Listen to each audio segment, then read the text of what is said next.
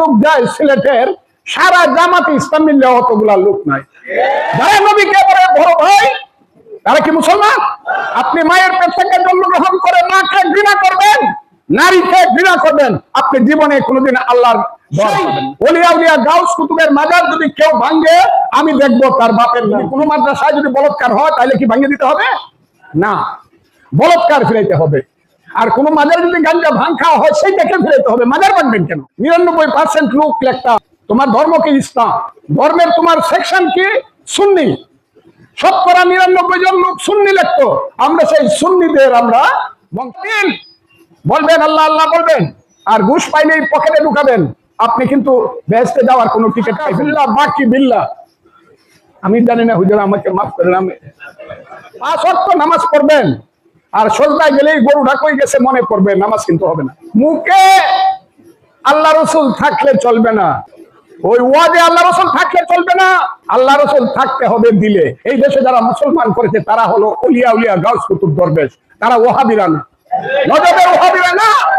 আমি চ্যালেঞ্জ করলাম, ওয়াহাবিজমে যারা বিশ্বাস করে তারা দেখাক যে 10 জন মুসলমান তাদের আকীদায় এই দেশে মুসলমান হয়েছে না। এই পৃথিবীর শ্রেষ্ঠ তরিকা সুফিবাদ। আমি আপনাদের সবাইকে শুভেচ্ছা জানিয়ে প্রথমেই আমি আমার সালাম জানাচ্ছি আমার বাবা যে দরবারের মুরিদ ছিলেন, সেই সোনাকান্দা দরবার, সেই সোনাকান্দা দরবারের যিনি এখন গদিনীশীন, তিনি মিঠামইনে এসে আমাদের এলাকাকে ধন্য করেছেন।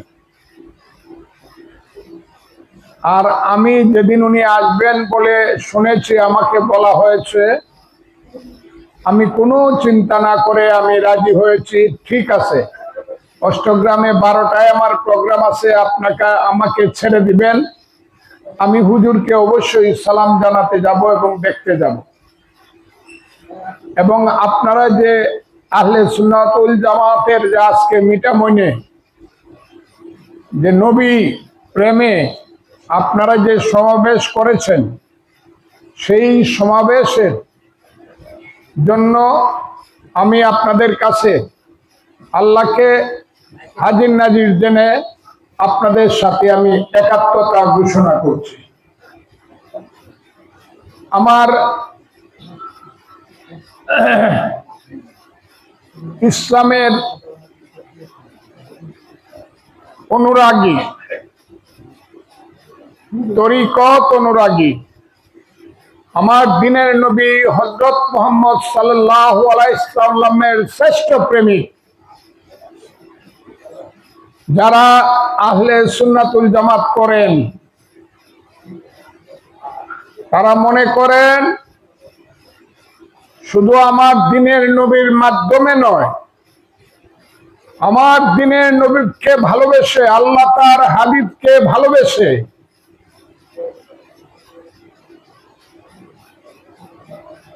আল্লাহ 610 খ্রিস্টাব্দে হেরা পর্বতের গুহায় জিব্রাইলের মাধ্যমে আমার নবীর উপরে কোরআন নাজিল করেছিলেন। প্রথম বলেছিলেন বিসমিল্লাহির রহমানির রহিম, ইকরা বিসমি রাব্বিকাল্লাযী খালাক, খালাকনাল ইনসানা মিন আলাক, ইকরা ওয়া রাব্বুকা আকরামুল্লাযী আল্লামা বিল কালাম, আল্লামাল ইনসানা মা লাম ইয়ালাম।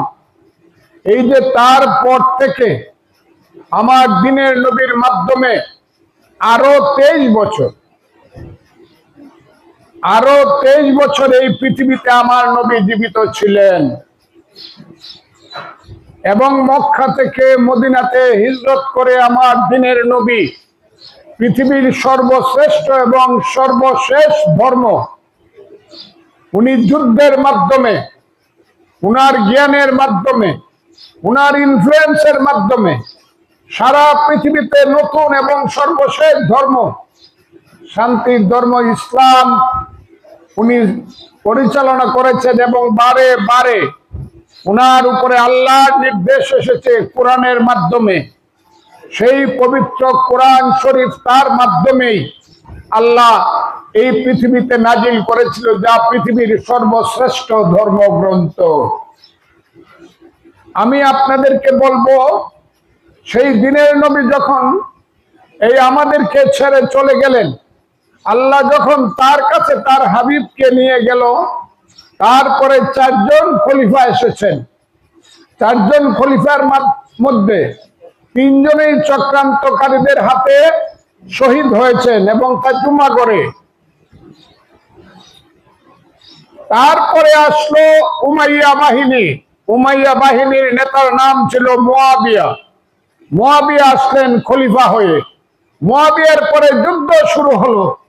যুদ্ধে আমার দিনের নবীর বংশকে ধ্বংস করা হলো। আমার দিনের নবী হযরত মুহাম্মদ সাল্লাল্লাহু আলাইহি সাল্লামের সবচেয়ে প্রিয় দৌহিত্র, বড় দৌহিত্র, জ্যেষ্ঠ দৌহিত্র মা ফাতেমা এবং হযরত আলীর প্রথম সন্তান ইমাম হাসানকে বিষ প্রয়োগে চক্রান্তমূলক ভাবে হত্যা করা হলো। আর সেই 670 খ্রিস্টাব্দে বাগদাদের ফুরাত নদীর পারে কারবালার ময়দানে অত্যন্ত অসহায় ভাবে আমার দিনের নবীর বংশকে ধ্বংস করে দেওয়ার জন্য ইয়াজিদ, আমার দিনের নবীর প্রিয় দৌহিত্র হযরত ইমাম হুসেন সহ শত শত তৎকালীন সময়ের নবী বংশের লোকদেরকে হত্যা করেছিল। সেই হত্যার মধ্য দিয়ে এই ইসলাম ধর্মকে দ্বিধা বিভক্ত করেছিল। কারণ প্রথম থেকেই আবু জাহেল, আবু লাহাব, আবু সুফিয়ান, মুয়াবিয়া, উমাইয়ারা হযরত মুহাম্মদকে সহ্য করতে পারে নাই, কিন্তু তার কাছে পরাজিত হওয়ার কারণে কিছুদিন মাথা নিচু করেছিল। যখন তার শেষ দৌহিত্রকে হত্যা করলো একজন, যিনি জীবিত ছিলেন, জয়নুল আবদিন, তার মাধ্যমে আমার দিনের নবীর বংশের বংশধরেরা, নারীরা হিজরত করলেন এবং হিজরত করে ইসলাম পেলে কোথায়?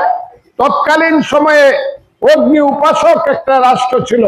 পরবর্তী সময়ে ইসলামের অন্যতম শ্রেষ্ঠ রাষ্ট্র হয়েছিল, তার নাম ছিল বাগদাদ। সেই বাগদাদে সে আমার নবীর বংশ আশ্রয় নিয়েছিল এবং নবীর বংশ আশ্রয় নিয়ে নবীর দ্রোহী যারা নবীকে বলতো, ইয়াজিদের বংশধর, নিজেরা খুতবা পড়ত সুলতান ও জিল্লুল্লাহ, আমরাই সুলতান, আমরা আল্লাহর আরশের ছায়ার মধ্যে বসবাস করি, তারা যারা নবীকে ছোট করত, তার বিরুদ্ধে শুরু হলো এই যে আজকের আহলে সুন্নাতুল জামাত, যাকে বলা হয় এই পৃথিবীর শ্রেষ্ঠ তরিকা সুফিবাদ। সেই সুফিবাদের মাধ্যমে কত শত শত ওলিয়া উলিয়া গাউস কুতুবের জন্ম নিল, তা আপনারা হিসাব করে পাবেন না। সেই ইমাম আবু হানিফা থেকে ধরে পরবর্তী আমার দিনের নবীর বংশধর একজন হযরত আব্দুল কাদের জিলানী রহমাতুল্লাহ আলাইহি থেকে ধরে হযরত খাজা মাইনুদ্দিন চিশতি থেকে ধরে হাজার হাজার ওলিয়া উলিয়া দিনের নবীর বংশকে বাঁচিয়ে রাখার জন্য, প্রকৃত ইসলামকে বাঁচানোর জন্য সুফিবাদের মাধ্যমে, আহলে সুন্নাতুল মাধ্যমে সারা পৃথিবীতে ছড়িয়ে পড়ল। বিশেষ করে আমাদের যে ধর্ম, আমরা যে আজকে মুসলমান, সেটা মক্কা, মদিনা বা দামেস্ক থেকে আসে নাই। সেই আমাদের যারা এসেছেন, তারা এসেছেন বাগদাদ থেকে। সেই বাগদাদের যে তরিকা, সেই তরিকা ভারতবর্ষে আসলো এবং সেই ভারতবর্ষে যিনি প্রথম আসলেন, যারা আমাদের আউলিয়া কুলের শিরোমণি হযরত আব্দুল কাদের জিলানীর পারমিশন নিয়ে, তার নাম হলো হযরত খাজা মাইনুদ্দিন চিশতি রহমাতুল্লাহ আলাইহি। তিনি আজমিরে আসলেন। তখন আজমিরের শাসক ছিল পৃথিরাজ। পৃথিরাজ তার বিরুদ্ধে যুদ্ধ ঘোষণা করলো। পৃথিরাজের মা লক্ষ্মীবাই, উনি পৃথিরাজকে বললেন, ওহে বাচ্চা, তুমি যে ল্যাংটা ফকির যে এসেছে, তার বিরুদ্ধে তুমি যুদ্ধ করো না, কারণ আমি স্বপ্নে দেখেছি এই দেশে পশ্চিম দিক থেকে একজন ওলিয়া উলিয়া আসবে, একজন সেই ধর্মপ্রাণ মানুষ আসবে, তার হাত হবে আজান উলম্বিত, তার হাত হাঁটুর নিচে পড়বে, উনি যদি তাই হয়ে থাকেন, তাহলে তার সঙ্গে যুদ্ধ করলে কিন্তু তুমি নির্বংশ হয়ে যাবে। পৃথ্বীরাজ তার মায়ের কথা শুনে নাই। পৃথ্বীরাজ যুদ্ধ করলো হযরত খাজা মাইনুদ্দিন চিশতি রহমাতুল্লাহ আলাইহির বিরুদ্ধে। সেই পাহাড়ে আমি গেছি, হুজুর বুধ হয়ে গেছেন আজমির শরীফে, সবাই আমরা যারা আজমিরে গেছি, আমি কয়েকবার গেছি। আমি ওখানে গিয়ে মনের আনন্দে, মনের সুখে ওখানে বসে থাকি। আমি খাজা বাবার দরবারে আমার স্ত্রীকে নিয়ে সকাল থেকে সন্ধ্যা, রাত থেকে ভোর পর্যন্ত ফজরের নামাজ পড়ে আসে। আমি খাজা বাবার সেই দরবারে বসে থাকি। আমি সেই মুসলমান। কারণ এই দেশে যারা মুসলমান করেছে তারা হলো ওলিয়া উলিয়া গাউস কুতুব দরবেশ, তারা ওহাবিরা না, নজবের ওহাবিরা না। আমি চ্যালেঞ্জ করলাম, ওহাবিজমে যারা বিশ্বাস করে তারা দেখাক যে 10 জন মুসলমান তাদের আকীদায় এই দেশে মুসলমান হয়েছে না। তাদের আকীদায় হয় নাই, তাদের চেষ্টায় হয় নাই, মুসলমান হয়েছে ওই হযরত খাজা মাইনুদ্দিন চিশতি, হযরত বখতিয়ার খাকি, হযরত নিজামুদ্দিন আউলিয়া, আমার দেশের শাহ সুলতান মদনপুর, আমার দেশের সেই সিলেটের 360 আউলিয়া, হযরত শাহজালাল, শাহপরান, ওই যে শাহ নাসিরউদ্দিন নাসিরনগরে, ওই গেসুদারা জাখাওরাতে যাকে বলা হয় কল্লা শহীদ, ওই চট্টগ্রামে বাইজুদ বুস্তামে, খুলনার বাগেরহাটে খান জাহান আলী, ওই শাহ মখদুম রাজশাহী, এইরকম অসংখ্য আল্লাহর প্রেরিত গৌস কুতুব আউলিয়া আলেমদের মাধ্যমে এই দেশে ইসলাম প্রচার হয়েছে। এবং সেই ইসলাম প্রচারের মূল প্রতিপাদ্য বিষয় ছিল লা ইলাহা ইল্লাল্লাহ মুহাম্মাদুর রাসূলুল্লাহ। সেই যে মুহাম্মাদুর রাসূলুল্লাহ, যাকে সবচেয়ে বেশি আল্লাহ বলেছেন, আমি আমার মুহাম্মদকে সৃষ্টি না করলে হয়তোবা আমি জীব জগতই সৃষ্টি করতাম না। এখন এই দেশে শুরু হয়েছে হযরত মুহাম্মদকে ছোট করা। শুধু তাই নয়, যারা এই দেশে মাজার, যে মাজারে লাখ লাখ লোক যায়, একটা মাজারে যত লোক যায় সিলেটের সারা জামাত ইসলাম মিললে অতগুলা লোক নাই। কিন্তু এরা সিলেটের শাহজালালের মাজার ভাঙিয়ে ফেলতে চায়। এটা সহ্য হয় না এদের। কারণ শাহজালালের মাজার থাকলে হযরত মুহাম্মদ সাল্লাল্লাহু আলাইহি ওয়াসাল্লাম থাকবে, নবী থাকবে, তাকে ভাই ডাকা যাবে না। যারা নবীকে বলে বড় ভাই, তারা কি মুসলমান? তারা মুসলমান না। আমি ছোটবেলা থেকে এই এলাকায় একজন পীর সাহেব ছিলেন, তার নাম ছিলেন পীর মতলবউদ্দিন সাহেব, বাড়ি মৈশারকান্দি, ঠিক না? যখন সোনাকান্দের আগের হুজুর যখন ইন্তেকাল করলেন, তখন আমার বাবা কিন্তু এই দরবারে আসতেন, ঠিক না কথাটা? যারা জানেন, আমার বাবা নান্নু মিয়া, জয়সিদ্দির বেশিরভাগ লোক এই মতলবউদ্দিন সাহেবের মুরিদ ছিল, হুজুরের মুরিদ ছিল। আমি এখন ওইবারও ইলেকশনের সময় ওনার মাজারে গিয়ে সালাম করে আসছি। কি ঠিক? আমি বিশ্বাস করি মাস্টার না হলে যেমন ছাত্র হয় না, ঠিক তেমনি পীর না হইলে নবী প্রেমিক হয় না। আপনি যদি প্রাইমারি স্কুলে করো করো করো করো সরসরায়া রস্যই দীর্ঘই শিখতে যান, অথবা পাখি সব করে রব রাতি পোহালো শিখতে যান, তাইলে আপনার একজন মাস্টার লাগবে। মাস্টার ছাড়া হইব। এই মাস্টারের নামই হলো পীর সাহেব। মাস্টার ছাড়া ছাত্র হইতে পারে না। প্রথমে 5 পড়াইবো, 5-এর পরে শরীয়ত, শরীয়তের পরে পড়াইবো তরিকত, 10 to 6 to 10 তরিকত, তরিকতের পরে হলো মারেফত, 10 to MA, এরপরে হলো ডক্টরেট, হাকিকত, হ্যাঁ, ফাঁকা ফিল্লা বাকি বিল্লা। আমি জানি না, হুজুর আমাকে মাফ করেন। আমি হ্যাঁ, মুখে আল্লাহ রসুল থাকলে চলবে না, ওই ওয়াজে আল্লাহ রসুল থাকলে চলবে না। আল্লাহ রসুল থাকতে হবে দিলে, এইখানে থাকবে। আর এলমে লুদুনি যার কাজ করে না, উনি কিসের পীর? চোখ বুঝলে যে আধ্যাত্মিকতা দেখে না, উনি ওলি আল্লাহ গাউস কুতুব দরবেশ তো না। কিন্তু শরীয়তের পথ যদি খালি একা মারেন যে রসুল আমাদের বড় ভাই, আর যদি তরিকত মারিফত হকিকত না করেন তাহলে তো ওই পথ খুঁজেও পাবেন না।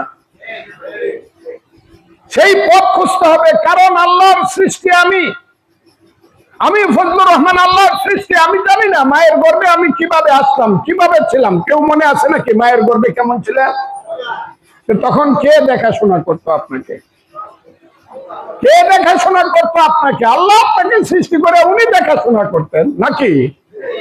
তারপরে আপনি আসলেন পৃথিবীতে, প্রথম যে চিৎকারটা দিলেন, মায়ের কোলে উঠলেন, আস্তে আস্তে ধীরে ধীরে যখন আপনি বড় হলেন, আপনাকে আমি যদি জিজ্ঞাসা করতে চাই, সেই আল্লাহকে যদি আপনার পাইতে হয়, চিনতে হয়, আপনি মুসলমানের ঘরের মুসলমান। আমার পিতা মুসলমান ছিল, কাজে আমার নাম ফজলুর রহমান, আমার পিতার নাম আবুল হোসেন ছিল। আমি আজকে আপনাদেরকে বলি, এই যে শ্রেষ্ঠ তরিকা, এই যে আহলে সুন্নাতুল জামাতের পথ, সেই পথে গেলেই স্রষ্টাকে আপনি পাবেন। সৃষ্টি আপনি চোখ বুঝলে স্রষ্টাকে দেখতে পাবেন, আর স্রষ্টার সাথে হবে আপনার ডাইরেক্ট কানেকশন। কথাটা কি বুঝতে পারছেন আপনি? Direct connection. সারাদিন 5 ওয়াক্ত নামাজ পড়বেন, আর সজদায় গেলেই গরুটা কই গেছে মনে পড়বে, নামাজ কিন্তু হবে না। নামাজ কিন্তু সারাদিন বলবেন আল্লাহ আল্লাহ বলবেন, আর ঘুষ পাইলেই পকেটে ঢুকাবেন, আপনি কিন্তু বেহেশতে যাওয়ার কোনো টিকিট পাইবেন না। হ্যাঁ, আপনি মায়ের পেট থেকে জন্মগ্রহণ করে মাকে ঘৃণা করবেন, নারীকে ঘৃণা করবেন, আপনি জীবনে কোনোদিন আল্লাহর দর পাবেন না। আমি বুঝি না এত কিছু। আপনারা হুজুর আজকে এসেছেন, আমার খুব খুশি হইতাম আমি যদি আমি থাকতে পারতাম। কিন্তু ঠিক 12টার সময় আমার অষ্টগ্রামে একটা প্রোগ্রাম, সব বৈশা আছে, আমার সেখানে যেতে হবে বলে আমি প্রথম কথা বলে যাচ্ছি। আপনারা যারা এসেছেন তারা, আল্লাহ আপনাদের হেদায়েত করুক, ভালো করুক, আপনাদের কপাল খুলুক। আমি আপনাদের খাদেমদার, আমি আপনাদের পাহারাদার। আপনারা আমাকে এই এলাকার আপনাদের পাহারাদার তৈরি করেছেন। যদি কোনো বিপদে পড়েন, আহলে সুন্নাতুল জামাতের লোক যদি কোনো বিপদে পড়ে, কোনো পীর আউলিয়া গাউস কুতুব দরবেশের লোক, মাজারের লোক যদি আমার এলাকায় বিপদে পড়ে, যদি কেউ সেই বিপদে ফেলায়, তার বাপের নাম আমি রাখবো না। আপনারা এখানে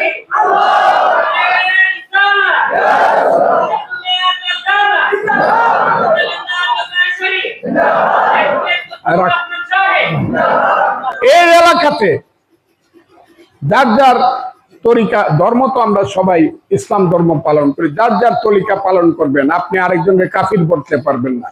আপনি বলতে পারবেন না আমি মাজার ভাঙ্গা দিব শালির, নাউজুবিল্লাহ, আমি শালির মাজার ভাঙ্গা দিব। কেন? অনেক গাঞ্জা খাওয়া হয়, মদ খাওয়া হয়, হ্যাঁ, এই কারণে ভাঙ্গা দিবেন। আমি যদি বলি তাইলে যে মাদ্রাসায়, যদি কোনো মাদ্রাসায় যদি বলৎকার হয়, তাইলে কি ভাঙ্গা দিতে হবে? না, বলৎকার ফিরাইতে হবে। আর কোন মাজার যদি গাঞ্জা ভাঙ খাওয়া হয়, সেইটাকে ফিরাইতে হবে। মাজার ভাঙবেন কেন? কি কথা ঠিক না বেশি? হ্যাঁ, মাজার ভাঙ্গা যাবে না, মাজার থাকবে। এইটা আমার শত শত বছরের ইসলামের নিদর্শন। যারা এই পৃথিবীতে ওই মক্কা মদিনা সৌদি আরবে জন্মগ্রহণ করে, ইরাক ইরানে জন্মগ্রহণ করে, মাকে ছেড়ে বাপকে কাঁদিয়ে যারা আমার দেশের মানুষকে আল্লাহর পথে নেওয়ার জন্য এই পৃথিবীতে ভারতবর্ষে এসেছিল, মানুষকে শিখিয়েছিল লা ইলাহা ইল্লাল্লাহু মুহাম্মাদুর রাসূলুল্লাহ, সেই ওলিয়া উলিয়া গাউস কুতুবের মাজার যদি কেউ ভাঙে, আমি দেখবো তার বাপের নাম কি। কথাটা খুব কয়ে দিলাম। ওই হাইকোর্টের মাজার ভাঙতে চেয়েছিল, আমি গিয়ে বলেছি, আমি গিয়ে প্রশাসনকে, হাইকোর্ট প্রশাসনকে বলেছি, হাইকোর্টের মাজার যদি ভাঙ্গা হয়, এই ওলি আলা উলিয়া গাউস মাজার যদি ভাঙ্গা হয়, আমি কিন্তু গিয়া মাজারের উপরে শুয়া থাকবো, দেখি কোন বাপের বেটা আসে, দেখি কোন বাপের বেটা হাইকোর্টের মাজার ভাঙতে আসে। আমি আপনাদেরকেও বলবো, আপনারা সত্য ঈমান লইয়া আল্লাহর পথে এবং তার শ্রেষ্ঠ প্রেমিক বন্ধু তার হাবিব রাসূলের পথে আপনারা কোরআনের পথে আপনারা অগ্রসর হন। আমি বিশ্বাস করি সত্য জয় লাভ করবে। আহলে সুন্নাতুল জামাতের ইসলামী রাজনীতি দেশে শ্রেষ্ঠ ছিল। কারণ স্কুলে যাইতাম ছোটবেলায় 99% লোক লিখতো কি তুমি তোমার ধর্ম কি ইসলাম, ধর্মের তোমার সেকশন কি সুন্নি। শতকরা 99 জন লোক সুন্নি লিখতো। আমরা সেই সুন্নিদের আমরা বংশধর, ঠিক না কথাটা? হ্যাঁ, সুন্নি লিখতো। এখন এটা তুলে দেওয়া হয়েছে। আমি পার্লামেন্টে কথাটা তুলবো যে আমরা কি আগে এইটা আগে প্রতিষ্ঠিত হোক, মুসলমান আমরা, ইসলাম আমরা, কিন্তু সেকশন হলো আমাদের সুন্নি। সেই সুন্নির পথে যারা আছেন তারা সাহস নিয়ে কাজ করে যান। আর বিশেষ করে আমার ইটনা অষ্টগ্রাম মিটামনে আপনারা নির্ভয়ে কাজ করুন। যেখানে যে অনুষ্ঠান করবেন আমাকে বলবেন, আমি প্রশাসনকে বলে দিব, আপনারা নির্বিঘ্নে আপনাদের অনুষ্ঠান পরিচালনা করবেন। আজকে আমার হুজুর এখানে এসেছেন মেহমান হিসাবে, ওনার যাতে কোনো ধরনের তকলিফ না হয়, আমি থাকতে পারলে ভালো হইতো। আমি ওনার প্রতি সালাম জানাইলাম, আমাকে যারা দাওয়াত করছেন তাদের প্রতি সালাম জানাইলাম, আর আপনাদের প্রতি আমার ধন্যবাদ জানাইলাম যে আপনারা আমাকে আনছেন, আর আরো আইনেন আমাকে। আমি আপনাদেরকে সালাম জানিয়ে এখন আমাকে যেতে হবে। খুদা হাফেজ, আসসালামু আলাইকুম।